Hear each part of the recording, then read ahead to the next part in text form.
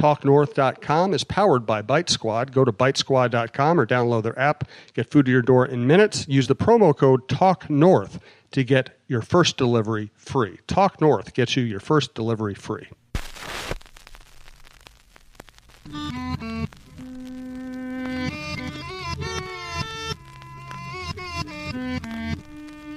Yeah, yeah, oh yeah, what condition my condition was in. Something of a reunion show with Roy Smalley on Roy Smalley's Chin Music, part of the TalkNorth.com podcast network.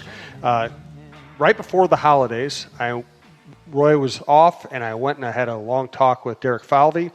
And last time you and I talked, you recommended that the Twins sign Nelson Cruz and maybe Cody Allen. So I threw that at Derek Falvey one-on-one. I said, we think you should sign Nelson Cruz and Cody Allen. And this is obviously before they signed Nelson Cruz. He laughed, but he didn't laugh in a way like, okay, that's stupid, or no, we're going to do that, or that's silly. He laughed like, you might be onto something there, you know? And he didn't shoot down the Cody Allen idea either. Obviously, they've since signed Nelson Cruz, which I think we both obviously think is a good move. I think they will go get a closer.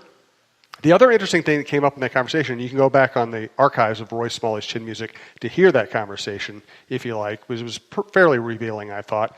The other interesting thing he kind of indicated when we're chatting was, I'm not sure they liked the way it worked out when they got some bargains in February. You know, you get Lance Lynn, you think, we got Lance Lynn, a very good major league pitcher, at a really bargain rate. This is awesome. And it really turns out that because they got him in February, he wasn't in shape. Took too long for him to get in shape, and he was kind of disgruntled. So I think they're going to go sign a closer in January, and then they will have signed a 30-plus home run hitter, a closer to go with what they hope will be a good young team. And we have some Twitter questions we'll get to later about the constant frustration that they don't go out and sign, I guess, Bryce Harper. I don't know. But let's start with Cruz. Oh, and you know what? Let me make sure I'm introducing the show properly. Thanks to our producer, Brandon Morton. If you'd like to advertise with us, you can reach us at talknorthpodcast@gmail.com. Please download before you listen. Thanks to Barry Coffey and Tony Hoaglund, your State Farm agent in Champlin. So let's start with the Cruz signing. Well, I love it. I really do. And as you said, I've been interested in them signing Nelson Cruz for a while. They have been woefully short in the DH position for many, many years, probably since Jim Thome. And you can't compete in the American League without a DH of this caliber. I just don't believe that you can. There's too much offense. There are too many good pitchers who can go through a lineup with whoever your ninth hitter is and not a great, really productive DH. Too many good pitchers can get around and through that lineup, and when you have a young team, really work on guys that are trying to get themselves established. And there's just a lot of reasons why I think a powerful productive DH is important. Nelson Cruz was.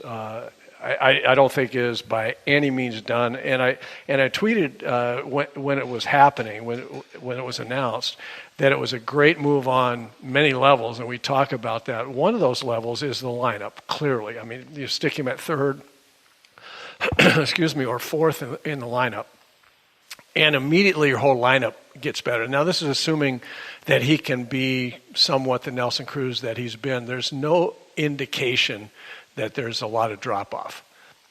He was down a little bit last year from what he had done the previous 5 or 6, if 37 home runs means down. Didn't drive in as many runs, but you also have to, and I think I've mentioned this before, he was without Robinson Cano hitting in front of him, and he had Kyle Seager hitting behind him, who had a terrible year for Seager. And that affects a cleanup hitter. I mean, it just does. And so I think any statistical down had more to do with that.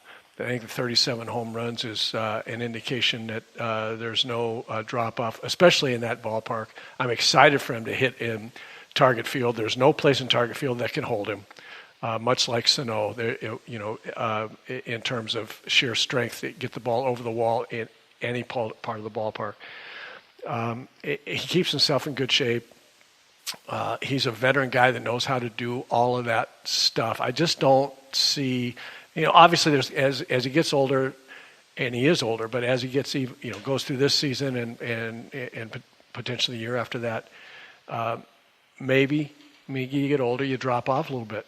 But for what they have right now, and for what they were able to sign him for, and how much of a need there is. And one other thing, they've been woefully short right-handed for a while. They're a predominantly left-hand hitting lineup in terms of their real production. Have been that way for a while. Now all of a sudden they've got some right-handed balance, some very good right-handed balance. So all of those things from a production standpoint, an expected and potential production standpoint from him, and also the rest of the lineup with him in the middle of it, I think is fantastic. The other thing that I was going to talk about, and it now has been brought up several places in the media, and I think it's absolutely right. I think he'll have a tremendous impact on Miguel Sano. Yeah, I think, and that may be as important as any of the things that I just said. When you have a guy that's been a 6 or 7 time All-Star, that's a 35 to 45 home run a year guy, who's that good a personality, who's that good a teammate, and knows how to be a major league player, and from the same country as Sano, I just can't imagine that it won't be a positive for Sano in a lot of ways. Keep your head up. Things are going, and here's why.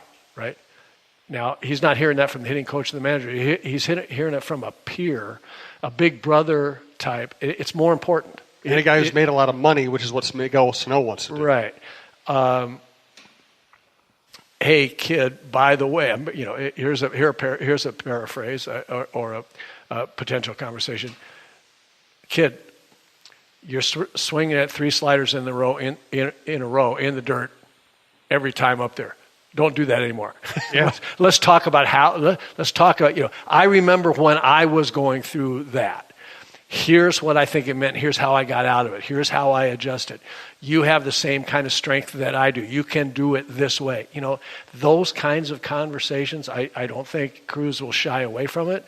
And I think Sano has the chance to be more amenable to those kinds of things being said to him from Cruz than from anybody else in the organization. So all things considered, I think it's a terrific signing. I have a few more aspects of this signing I want to get into. The money, some things in Cruz's past. First, though, let's thank Berry Coffee, berrycoffee.com. I went into the Kowalski's down there. I think it's on Lake Street, and bought a few varieties of berry coffee to give to a coffee lover in my life for Christmas. We told you about their customer service, the fact they keep going to more and more businesses, local restaurants, and bars. You can find all their products at berrycoffee.com. And, of course, Roy is friends with Steve Brem, who's the very service-oriented owner of Berry Coffee. And I'm glad to hear that there are retail establishments for Berry Coffee, because I've been spoiled by Steve. He has now given me 2 5-pound bags of Bull Run roast, and I've just powered through those and have to go get some others. Even I have a line across which I will not go in terms of beating up a friend over free stuff, and I think I've kind of hit.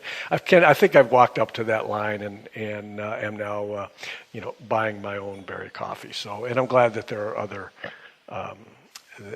other varieties as well. So it's been fun. And delicious. Yes, I was kind of trying to figure out where I could go buy some, and Steve basically intimated, with a text, hey, I'll just bring you stuff, I'll give you some free. I'm like, no, I don't want to put you out. You do enough for us, and I'm happy to go spend my own. I do that with all of our sponsors. I'm very happy to spend my money with our sponsors because they're great to us and they're good people, and it's been fun to get to know them. So, well, I would put him out. I don't worry about that. Okay, how about this? I'll let you put him out, and I get a. Well, you know what? How about if I put him out for both of us, and he won't blame it on you? It's a hell of a deal. He'll think although I don't know if he can think any less of me, but you won't be involved. I don't think he could think any less of you. No, what am I trying to say?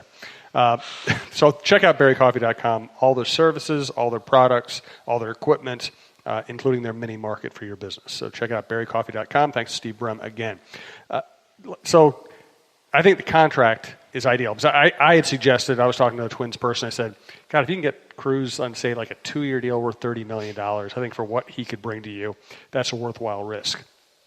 Get him on a 1-year deal for 14.3 with a team option for 12. So if Nelson Cruz hits 40 home runs this year, they can just bring him back for $12 million. Right. That's 40 home runs. I mean, every free agent contract has risk.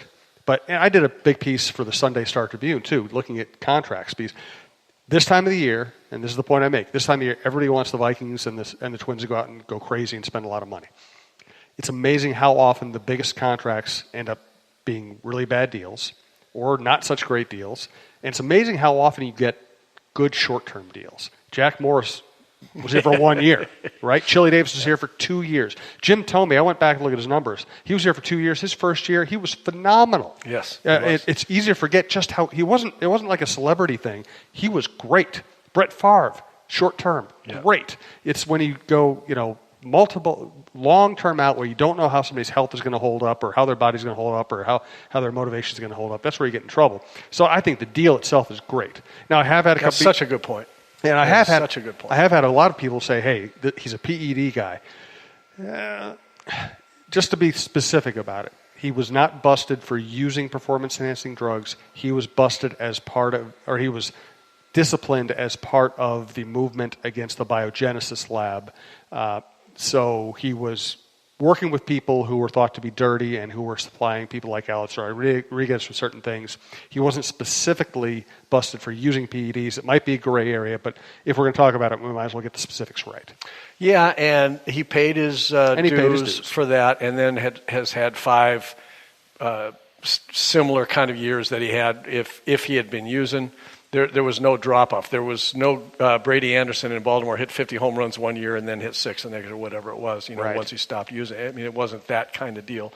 So, I mean, that's so far in the rearview mirror for me. I'm okay with that as anti-PEDs as I am, and I think that